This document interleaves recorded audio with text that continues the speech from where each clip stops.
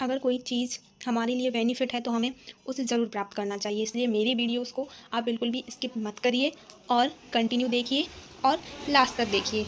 और मेरे चैनल को सब्सक्राइब कीजिए, वीडियो को लाइक कीजिए, क्योंकि इससे भी आपको ज्ञान मिल रहा है। ये आपको कभी ना कभी, कहीं ना कहीं आपको बेनिफिट देगा। मेरी वीडियोस कहीं ना कहीं आपको बेनिफिट देंगी। सो प्लीज़ मेरी वीडियोस को स्टार्ट से लेके लास्ट तक देखिए और बिल्कुल भी स्किप मत कीजिए। और वीडियो को लाइक, चैनल को सब्सक्राइब एंड शेयर जरूर कीजिए। Thank you. अब हम देखते हैं अपने क्वेश्चंस। तो आज का हमारा पहला क्वेश्चन है, कुशिंग सिंड्रोम किसकी अधिकता से होता है? कुशिंग सिंड्रोम किसकी अधिकता से होता है?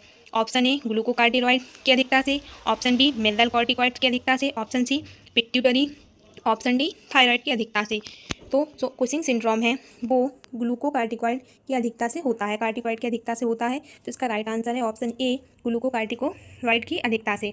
नेक्स्ट है, एडिसन डिसीज़ किसकी कमी से होती है? जो एडिसन डिसीज़ है वो किसकी कमी से होती है? Option A glucocorticoid, option B thyroid, option C pituitary, option D all. तो जो एडिसन डिसीज़ है किसकी कमी से होगा? डी कार्टिकॉइड की कमी से होता है। तो इसका राइट आंसर है option D all. Then next है, निम्न में से किस प्रकार की डायबिटीज़ आफ्टर 40 ईयर देखने को मिलती है? ऑप्शन ए DMI मतलब diabetes mellitus insipidus, option B type second, option C DI मतलब diabetes insipidus, option D all. तो जो आफ्टर 40 ईयर की एज में डायबिटीज़ देखने को मिलती है वह टाइप सेकंड डायबिटीज़ मेलाइटस होती है। तो right answer is B. Then next, निम्न में से डायबिटीज़ की लक्षण हैं? Polyuria, option B polyphagia, option C polydipsia, option D all. तो जो डायबिटीज़ है उसकी लक्षण है उसमें पॉलीयूरिया, पॉलीफेजिया, पॉलीडिप्सिया सारे दिखाई देते हैं। तो इसका right answer is option D all. Next, globin suffix का यूज़ होता है। जो ग्लोबिन वर्ड है उसका यूज़ होता है। ऑप्शन ए ब्लड के लिए, option B protein, option C liver, option D water. तो जो ग्लोबिन सफिक्स है उसका उपयोग प्रोटीन के लिए होता है। तो राइट आंसर इज बी।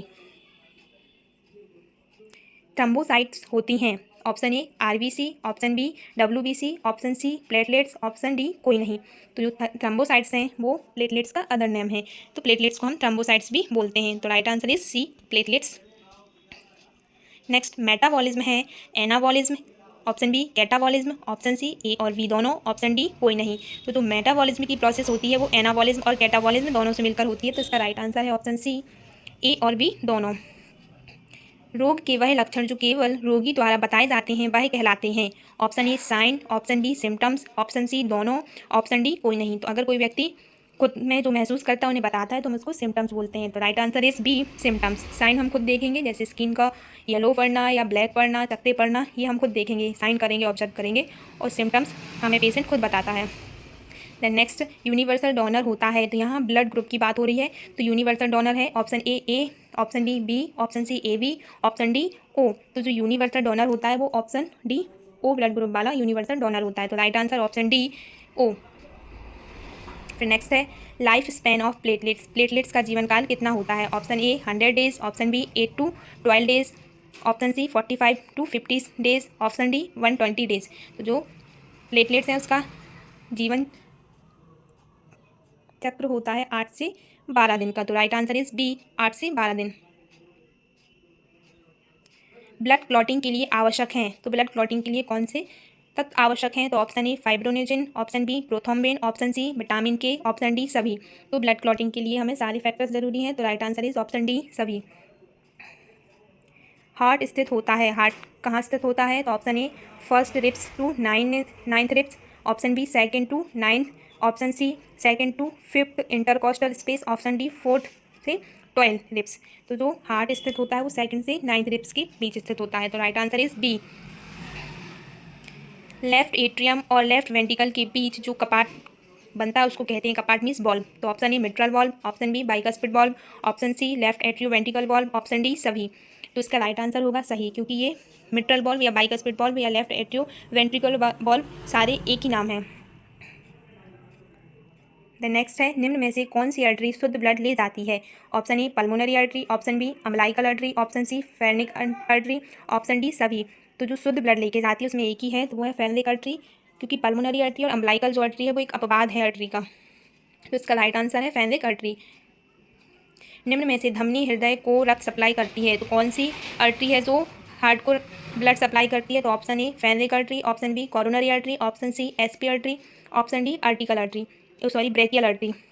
तो जो हार्ट को ब्लड सप्लाई करती है वो है कोरोनरी आर्टरी। तो right answer is B, coronary artery.